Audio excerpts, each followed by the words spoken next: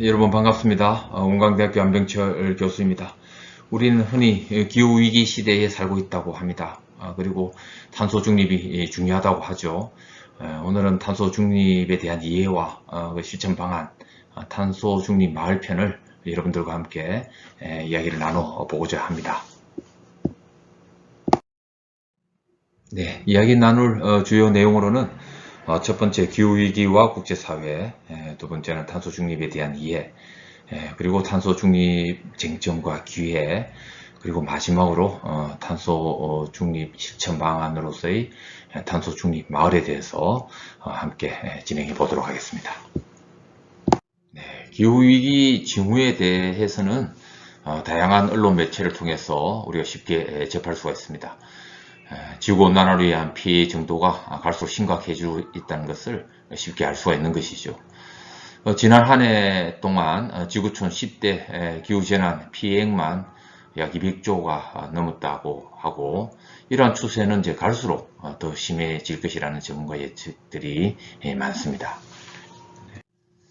네, 그 중에서도 북극 빙하의 경고는 우리가 정말 주목해야 할 그런 현상이라고 이제 볼 수가 있죠. 한반도와 크기가 거의 비슷한 스위스의 일부가 3년에서 5년 이내에 산산조각 날 수 있다는 그런 연구 결과가 발표되었습니다. 이로 인해서 해수면이 약 3m 이상 높아질 수 있다는 그런 전문가 발표는 아주 심각한 기후위기 시대에 우리가 놓여 있다는 그런 점을 인식시키기에는 이제 충분하다고 보는 것이죠. 네, 지난해 7월입니다. 2021년 7월 약 1000년 만의 대홍수가 서유럽을 초토화시켰다는 언론 보도를 우리가 볼 수가 있는데요. 서유럽의 대홍수로 인해서 약 240여 명이 목숨을 잃었고, 확인된 사망자 이외에도 약 1300명 이상이 실종되었다고 하는 이런 기사들은 기후위기의 심각성을 우리에게 더 강하게 다가오게 만드는 것입니다. 우리나라의 경우도 이제 예외가 아니죠. 서울 평균 기온이 1910년에 비해서 약 2.3도씩 상승한 것을 볼 수 있고, 폭염일수, 열대야일수 등의 데이터에서도 잘 나타난 것 같이 기후변화의 심각성은 이미 시민들의 체감도에서 잘 나타난다고 이렇게 이야기를 할 수가 있습니다. 네, 그렇다면 이와 같은 심각한 기후변화에 국제사회는 그동안 무엇을 했나 궁금해집니다. 그러한 움직임을 한번 살펴볼 필요가 있겠죠. 기후체제 전개 과정을 살펴보면 1990년 지구온난화를 처음으로 인정하고 국제규범 필요성을 제기를 한 기후변화에 관한 정부 간 협의체, 즉 IPCC가 이제 설립이 됩니다. 그리고 이제 1992년에 최고의사 결정기구인 당사국 총회를 둔 유엔의 기후변화 협약이 이제 만들어지게 되는 것이죠.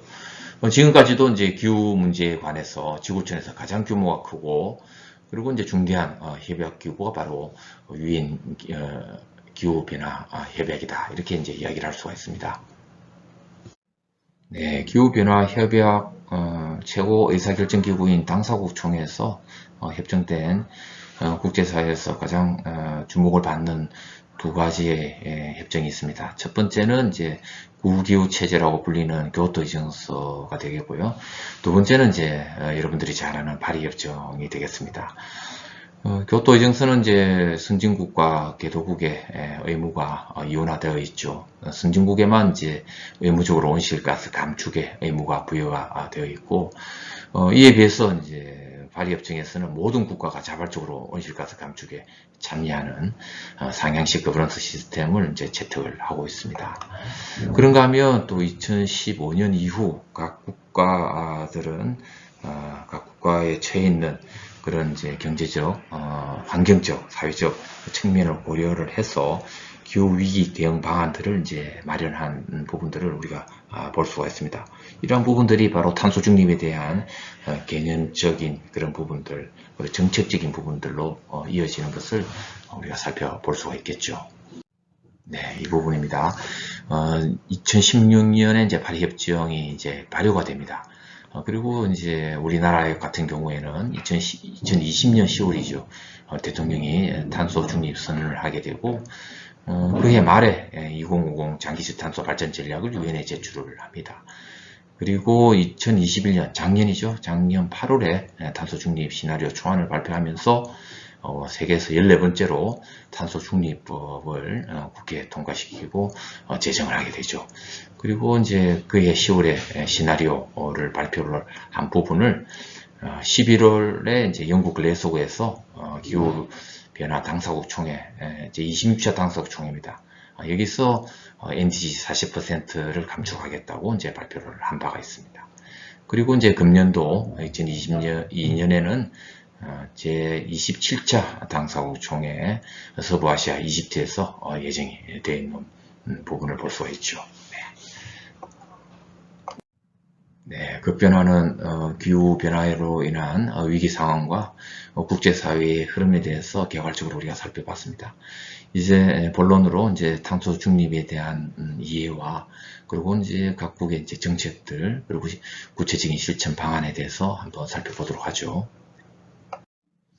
네, 탄소 중립에 앞서 또 하나의 국제사회의 큰 흐름인 그린 뉴딜에 대해서 한번 살펴보도록 하죠. 2007년 토머스 프리드먼 박사에 의해서 제안된 이 정책은 실제 1930년 초 루즈벨트 대통령의 뉴딜 정책을 그 모델로 하고 있습니다. 주요 내용으로는 역시 기후 변화에 대비한 21세기의 깨끗한 에너지 산업, 그리고 일자리 창출, 그리고 산업 전환, 이런 부분들이 여기에 포함이 되어 있습니다. 물론 미국에 훨씬 앞서 유럽에서는 이미 진행 중에 있는 뉴딜 정책이었고, 2020년 미국 대선을 앞두고 미국 민주당 후보였던 바이든이 이 뉴딜 정책을 공약으로 발표를 하죠. 그리고 공약 1호가 파리 기후변화 협약에 복귀를 하는 것이다, 이렇게 이야기를 합니다. 앞서 트럼프 대통령이 파리 협정을 탈퇴를 하고 기후 악당이라는 그런 오명을 만회하고자 하는 그런 환경 정책으로도 우리가 해석을 하기도 하죠. 네, 탄소 중립 개념입니다. 먼저 기후 변화와 기후 위기라는 두 용어를 한번 살펴보겠습니다. 기후 변화라고 하는 것은 상당 기간 관찰되어 온 자연적인 기후 변동에 인간 활동으로 인한 온실가스 농도 변화의 주기적인 기후 체계의 변화다, 이렇게 이야기를 할 수가 있습니다. 기후 위기라고 하는 것은 아주 극단적인 그런 날씨뿐만 아니라 물 부족이라든지 식량 부족, 해수면 상승, 그리고 생태계 붕괴 등 인류 문명에 회복할 수 없는 그런 위험을 초래를 하고 여기에 대한 획기적인 온실가스 감축이 필요한 상태다, 이렇게 우리가 정의를 합니다. 그렇다고 하면 이러한 기후 위기 대응을 위한 강력한 수단, 도구, 이런 부분이 우리가 탄소 중립이다, 이렇게 이야기를 할 수가 있는 것이죠. 탄소 중립은 기후 위기 대응을 위한 도구이며 수단입니다. 사전적 정의로 우리가 한번 살펴보면 대기 중에 배출되는 온실가스 양에서 온실가스 흡수의 양을 상쇄한 순 배출량이 제로가 되는 상태, 0이 되는 상태를 우리는 탄소 중립이다, 이렇게 이야기를 하고, 이 탄소 중립이야말로 급변하는 기후 변화와 위기를 대체할 수 있는 지금까지 우리가 만들어 온 하나의 가장 효율적이고 확실한 수단이다, 이렇게 이해를 할 수가 있는 것이죠. 그렇다면 궁극적인 목표 지향점은 바로 탄소 중립을 원활히 달성을 해서 그 과정에서 발생하는 피해와 부작용을 예방하고 최소화할 수 있는 사회, 즉 탄소 중립 사회로 만드는 것이다, 이렇게 우리가 이해를 할 수가 있습니다. 네, 탄소 중립에 대한 국제적 동향에서 세계는 보다 강화된 목표인 파리 협정에서 합의되었던 2050 탄소 중립으로 전환을 진행 중에 있습니다. 많은 국가들이 탄소 중립을 선언을 했고 우리나라도 2020년 10월에 탄소 중립국으로서 선언을 했습니다. 그리고 이제 탄소 배출 저감을 위한 규제 부분에서도 법 제도에 대한 적용이 곧 임박한 것을 볼 수가 있죠. 대표적으로 탄소 국경세라든지 플라스틱세라든지 자동차 배출 규제, 그리고 민간 부분에서도 ESG의 기준의 평가를 도입한다든지, 특히 이제 RE100 목표 설정에 관한 저탄소 전환에 대한 요구가 보다 더 강력하게 요구되어지고 있다고 볼 수가 있죠. 그런가 하면 또 세계 주요 도시들에서도 탄소 중립에 대한 부분을 선언을 하고 기후행동 계획을 수립한 부분을 볼 수가 있습니다.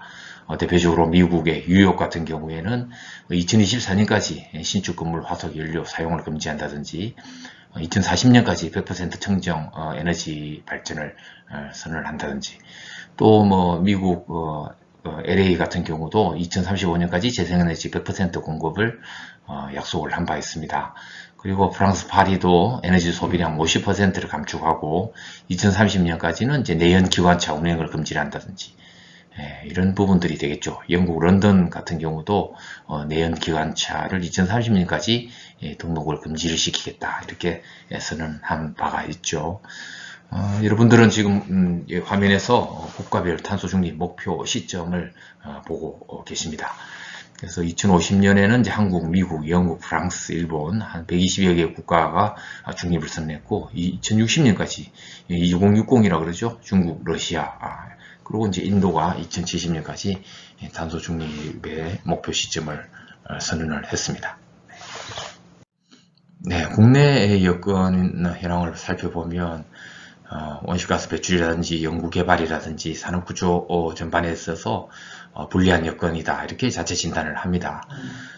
선진국에 비해서 석탄 발전 비중과 에너지 집약적 산업 구조가 우리나라 좀 핸디캡으로 작용하고 있는 부분을 볼 수가 있고, 산업 구조적인 측면에서도 정부 주도의 신시장 형성을 하고는 있지만 규모가 매우 영세하고 경쟁력에 한계가 있다, 이렇게 이제 우리가 이해할 수가 있습니다.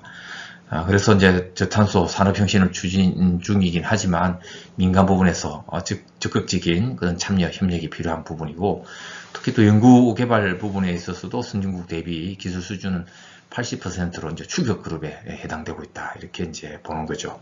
그래서 탄소 중립 관련 정부 R&D 투자를 대폭 늘려야 하고, 신기술 사업화율은 30% 수준으로 성과 확산에는 이미 한계가 있다, 이렇게 이제 볼 수가 있습니다.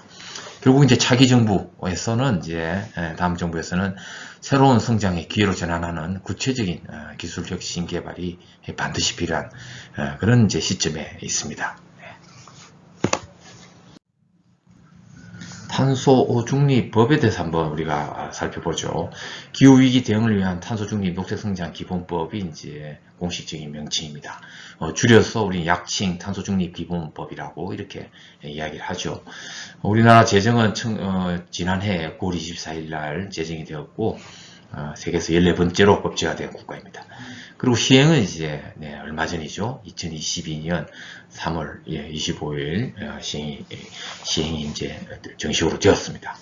그리고 이제 협치 거버넌스에 대한 법제화가 이제 탄소 중립법에 포함이 되어 있고요. 실질적인 정책 수단이라든지 정의로운 전환의 구체화라든지 중앙과 지역이 협력하는 체계가 이제 포함되어 있는 그런 이제 법 체계로 구성이 되어 있다, 이렇게 간략히 탄소 중립을 이해하는 과정에서 탄소 중립 기본법까지 이렇게 한번 살펴봅니다. 네, 그리고 이제 가장 중요하다고 할 수 있는 온실가스 감축 목표에 대해서 한번 살펴보죠. 배출량 먼저 현황을 한번 봅니다. 2018년 국가 온실가스 총 배출량은 7억 2,760만 톤으로 되어 있습니다. 그 중에서 이제 가장 많이 차지하는 것은 6억 3,200만 톤으로 에너지 분야가 되겠고요. 이걸 이제 비중으로 보더라도 에너지 분야가 86.8%, 산업공정 부분이 이제 7.9%, 그리고 이제 농업, 폐기물, 그리고 토지이용 및 토지이용 변화 및 임업이라고 하는 LULUCF 부분이 이제 2.9%, 흡수원 분야가 되겠죠. 이렇게 이제 순차적으로 차지하는 비율을 보고 계십니다. 자, 그리고 장기 저탄소 발전 전략이라고 하는 파리 협정 제2조에 의거해서 유엔의 이제 자국의 장기 저탄소 발전 전략과 온실가스 감축 목표를 유엔에 이제 제출하기로 이렇게 이제 합의되어 있습니다. 협정에 의한 조건이죠. 2050년까지 탄소 중립을 달성을 위한 장기 비전과 국가 전략을 이제 제시를 하게 되어 있죠. 그래서 국가에서 작성하는 보고서에서 매우 중요한 부분이 바로 장기 저탄소 발전 전략입니다. 그래서 그 분야가 구분이 되어 있습니다. 에너지 분야, 산업 분야, 수송 분야, 건물 분야, 그리고 이제 농축수산 분야, 탄소 흡수원 분야, 그리고 이제 이행 기반 보통 이행 기반이라고 하는 것은 이제 예를 들어서 사회 경제의 녹색 전환 지원 정책이라든지 이행 기반이라든지 법 제도라든지 이런 부분들이 이제 다 포함이 되어 있는 것이죠. 그래서 국가의 장기적인 목표로서 이렇게 설정하는 부분이고, 지금 각 광역지자체별로 또는 기초지자체별로도 탄소 중립에 대한 로드맵이나 전략을 수립을 하게 되어 있죠. 계획을 수립하게 되어 있습니다. 탄소 중립 기본법에 이제 법제에 그렇게 되어 있는데, 대부분의 이제 계획 수립에는 지금 보시는 바와 같이 이렇게 7개 분야로 나누어져서 세부 계획을 수립하는 경우를 우리가 볼 수가 있습니다. 네, 2050년까지 이제 탄소 중립을 해야 하는 그런 이제 국제사회의 약속에는 실제적으로는 이제 실패한 부분이죠. 왜냐하면 중국과 러시아와 인도 등에서 2050년에 대한 부분을 이제 반대를 한 부분이 있습니다. 그래서 저는 이 부분을 이제 탄소 중립의 하나의 쟁점이 되지 않을까 이렇게 이제 제목을 달았는데요. 중국이 처음부터 2060년까지 2060이라고 그랬죠.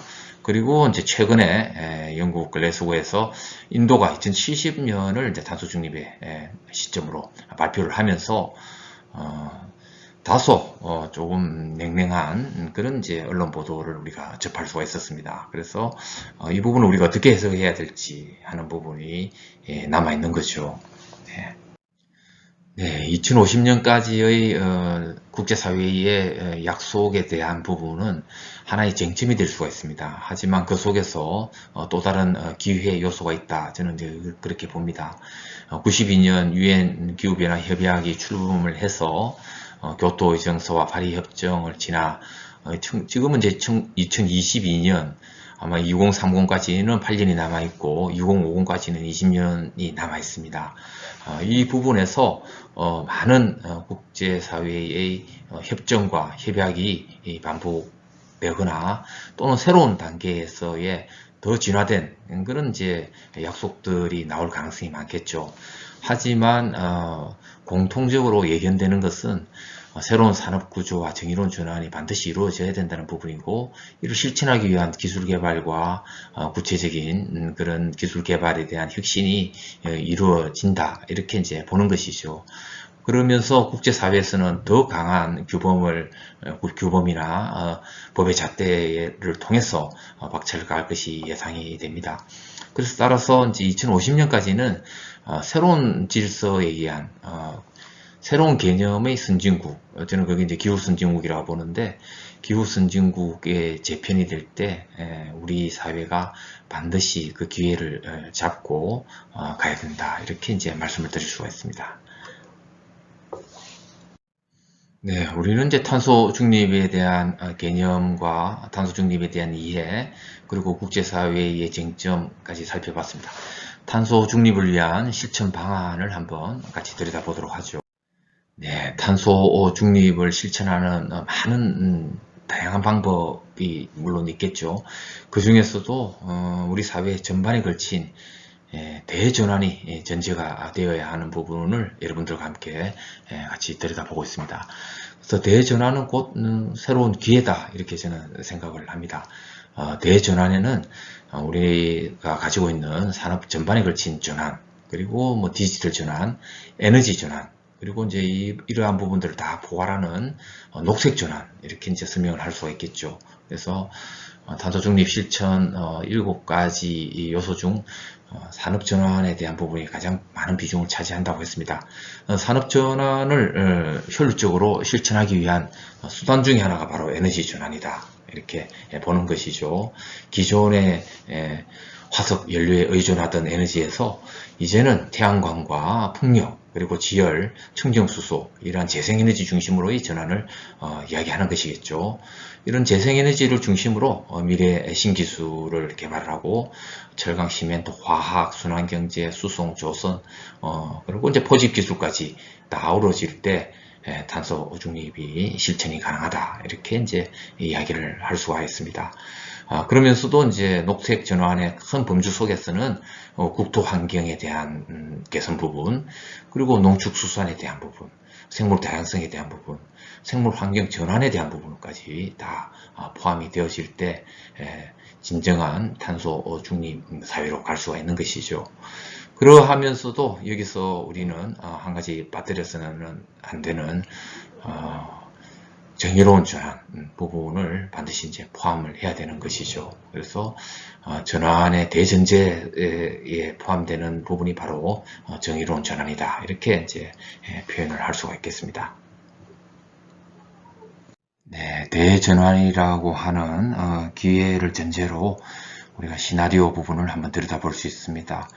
장기 저탄소 발전 전략에서 이야기하는 7가지, 그리고 국가탄소중립위원회에서의 8가지에서 도출되는 아주 다양한 인벤토리에 대한 정보를 우리가 공유를 할 수가 있고, 그러한 부분들을 다 종합을 해본다 하면 저는 5가지로 그룹핑을 또 해볼 수가 있다. 이렇게 이제 여러분께 말씀을 드립니다.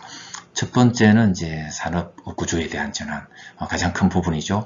여기에는 이제 에너지 전환, 그리고 이제 경제 산업 분야, 수단으로서의 정의로운 전환, 이렇게 포함이 되고요.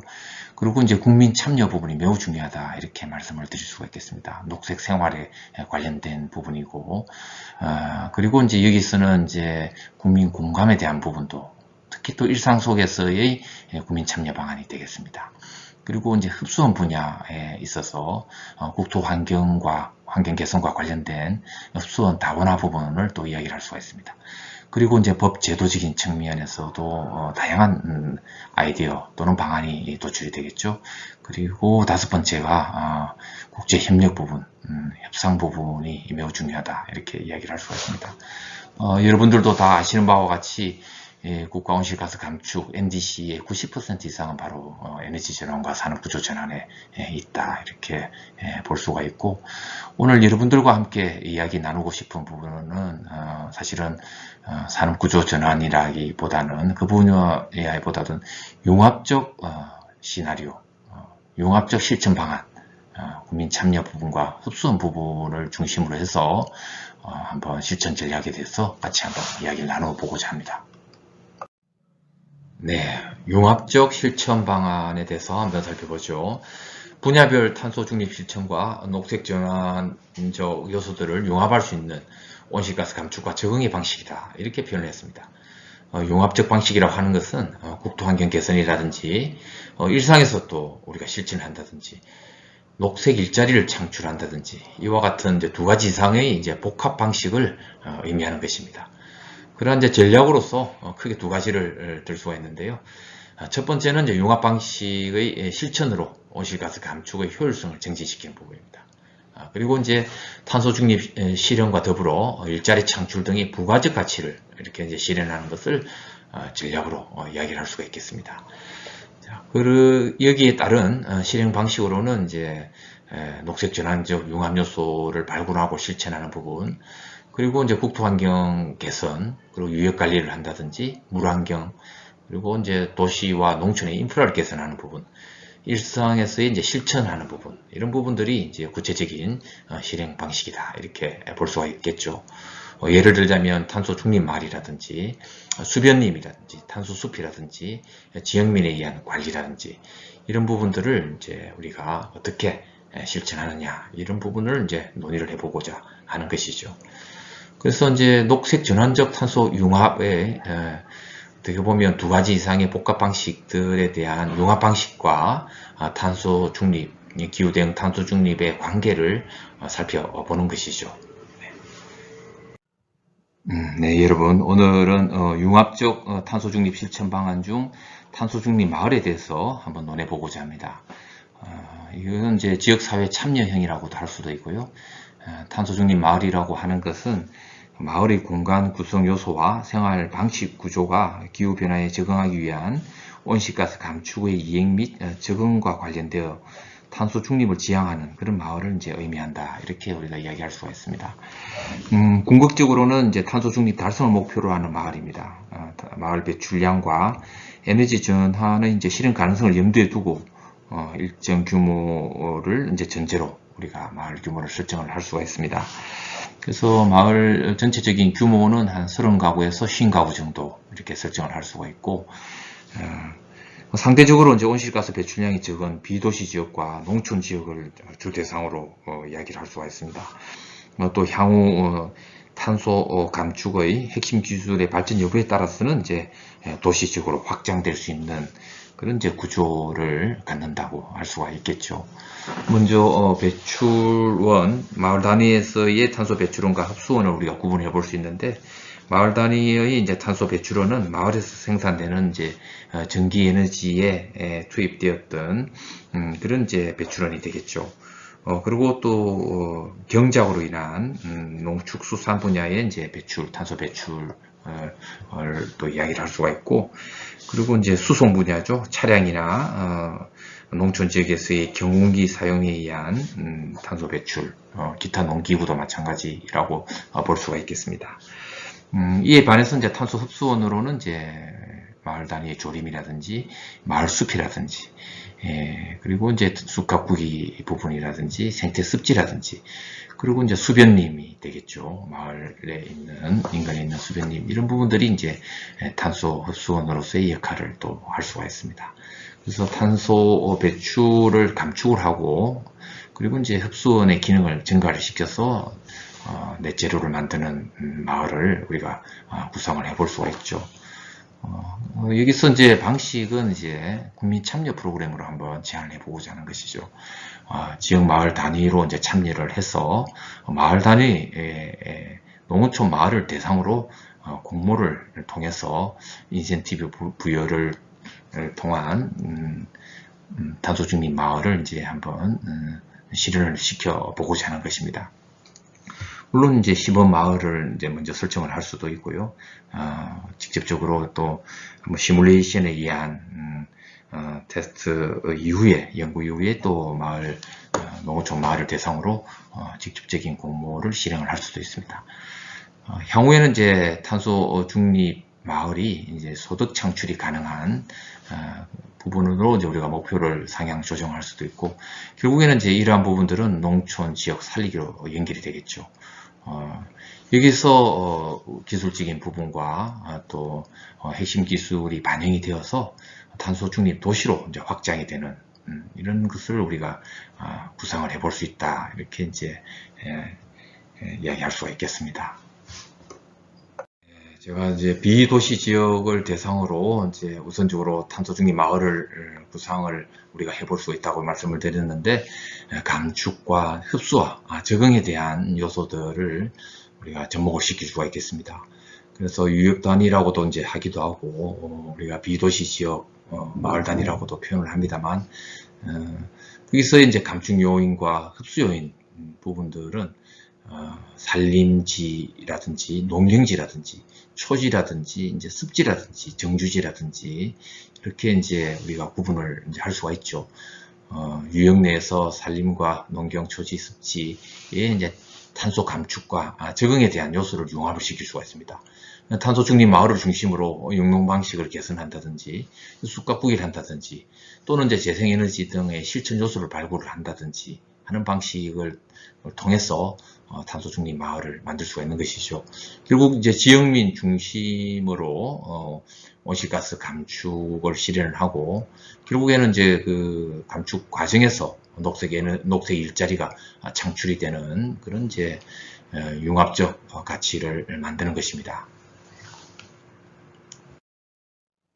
네, 탄소 중립 마을의 구조를 한번 들여다보면, 탄소 중립 마을의 구조는 이제 탄소 중립을 실현할 수 있는 수단으로 이렇게 이제 이루어져 있다, 이렇게 볼 수가 있죠.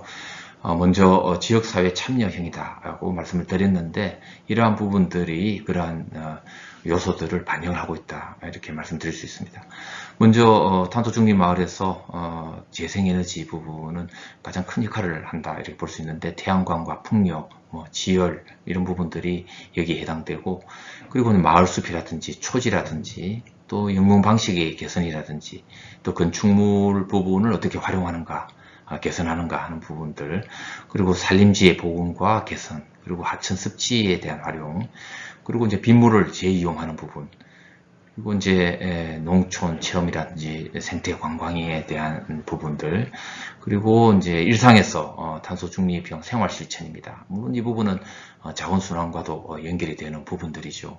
이런 요소들이 탄소 중립 마을을 만들어주는 하나의 도구적 역할을 한다, 이렇게 볼 수가 있고, 그 중에서도 이제 미래지향적인 부분에서 재생에너지는 송배전망의 혁신, 이 부분은 이제 마을 단위에서 이루어질 수 있는 부분은 아니죠. 이거는 이제 국가적인 차원에서 선행되어야 될 부분인데, 송배전망의 이제 혁신이 이루어진다면 마을에서 생산되는 잉여 에너지는 판매와 구입이 자유로운 그런 이제 시스템으로 이렇게 연결이 될 수가 있습니다. 이러한 부분들은 이제 결국에는 지역 균형 발전으로 연결이 되고, 결국에는 이제 지역 활성화와 농촌 살리기 라는 부분으로, 그러한 부분으로 이제 맥락이 연결된다, 이렇게 볼 수가 있는 것이죠. 그래서 탄소 중립 자체에 대한 부분을 우리가 지금 살펴보고 있는데, 지역사회 참여에서 지역 균형 발전으로 연결되는 메커니즘을 여러분들과 함께 공유하고 있습니다.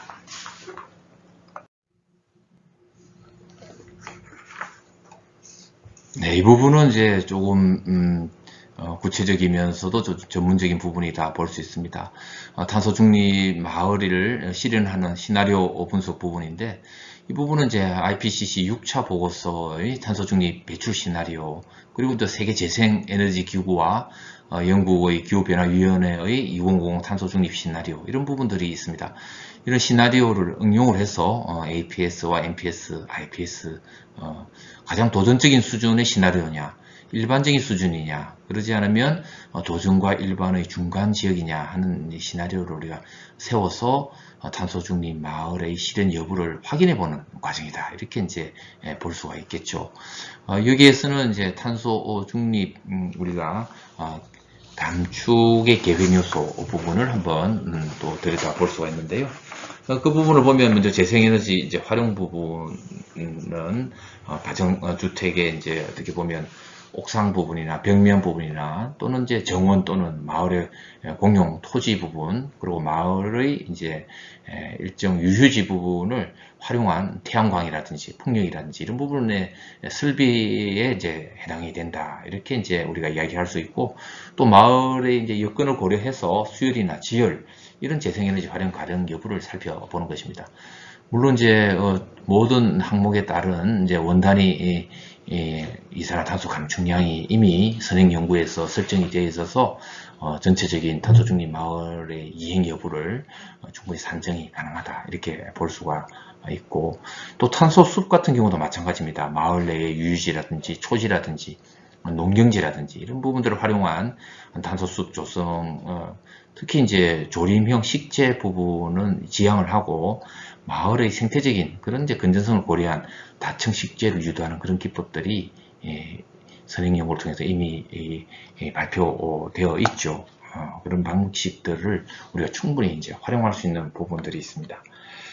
그리고 이제 생태 습지 부분, 우수 재활용 부분, 뭐 이런 부분들을 다 충분히 이산화탄소 감축량에 대한 부분들은 다 산정이 가능한 부분이다, 이렇게 우리가 이야기를 할 수가 있고, 그런가 하면은 또 적응에 대한 부분이 또 우리가 감축 요인과 요소와 적응 요소를 이제 구분해서 볼 수가 있는데, 탄소 중립형 생활 실천 이런 부분들을 또 예를 들 수가 있겠죠.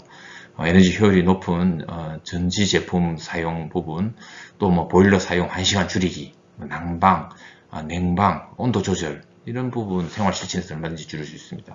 대중교통과 자전거 이용한다든지 이런 부분들을 통해서도 우리가 가능하고, 그리고 뭐 일회용 용기를 사용하지 않는다든지 이런 부분도 다 이산화탄소 저감량으로 환산이 가능하다 이렇게 보고요. 농산어촌에 또 체험하는 부분도 있죠. 그런 부분들에 대해서도 생태관광이라든지 농촌체험이라든지 이런 부분들도 우리가 이야기를 할 수가 있고, 마을 활성화를 위한 또 여러 가지 다양한 활동들, 특히 이제 마을 협의체를 또 운영해서 여기서 이제 탄소 중립형 마을로서 사회적 전환을 위한 거버넌스 중심의 마을 공동 대응이라든지 생활 방식의 전환이라든지 이런 부분들을 우리가 하나씩 다 열거를 할 수가 있습니다. 그래서 이 부분에서 도전적 수준으로 우리가 목표를 설정할 것인지, 일반적 수준으로 설정할 건지, 그러지 않으면 이제 중간적인 수준으로 책정할 건지, 이렇게 보다 더 치밀하게 계획을 수립할 수 있다, 이렇게 이제 말씀을 드릴 수가 있겠습니다. 이렇게 이제 시나리오를 이제 분석을 해보면, 이 부분은 이제 원광대학교 우리 이동규 박사가 학위 논문인데요. 이래서 이제 순배출량을 산정을 할 수가 있고, 그리고 조금 전에 말씀드렸던 도전적인 부분과 중립적인 부분에서의 탄소 중립을 위해서는 이제 초과하는 그런 이제 넷제로 네거티브로 가능하다 이렇게 볼 수 있고, 중간적인 단계에서는 탄소 중립에 다소 한계가 있는 것으로 이렇게 이제 우리가 분석되는 것을 볼 수가 있습니다. 그래서 재생에너지의 개인 요소가 탄소 중립 기여도가 가장 높은 것을 또 우리가 또 확인할 수가 있고, 그리고 이제 마을의 생활 환경 개선과 생활 방식 전환을 통해서 또 일정량의 이산화탄소를 감축하는 그런 효과가 있다는 것도 확인할 수가 있다. 어쨌건 이러한 연구 결과에서 탄소 중립 마을은 실현 가능한 부분에 근접해 있고, 다양한 방식의 생활 실천에서 탄소 중립을 이룰 수가 있다는 것을 우리가 알 수가 있습니다. 네, 탄소 중립 마을 실천으로 인한 기대 효과입니다. 우선 새로운 개념의 녹색 일자리 창출이 가능하고, 두 번째는 농촌 마을을 우선 시행한 이후에 도시형으로 이제 확장이 가능하다는 부분입니다. 탄소 중립 도시를 이제 의미를 하는 것이고, 세 번째는 이제 국가 차원에서의 송배전망 혁신으로 소득 창출이 가능한 마을, 결국은 이제 지역 사회에 기여할 수 있는 부분이죠. 그리고 마지막으로는 국토 균형 발전에 대한 부분입니다. 지역사회 중심의 탄소 중립은 결국 국토 균형 발전을 의미하는 부분입니다. 이렇게 이제 말씀을 드릴 수가 있는 것이죠. 네, 지금까지 여러분들과 함께 탄소 중립에 대한 개념, 그리고 국제사회의 동향, 정부 정책, 그리고 탄소 중립의 실천 방안 중 탄소 중립 마을에 대해서 한번 살펴보는 시간을 가졌습니다. 다음번에는 여러분들과 함께 강하천 유역관리를 중심으로 한 탄소 중립 실천 방안 부분을 한번 같이 또 정보를 공유하고 함께 하는 시간을 가져보도록 하겠습니다. 네, 긴 시간 동안 경청해 주셔서 감사하고 약속된 시간 여기서 마무리하겠습니다. 네, 수고하셨습니다.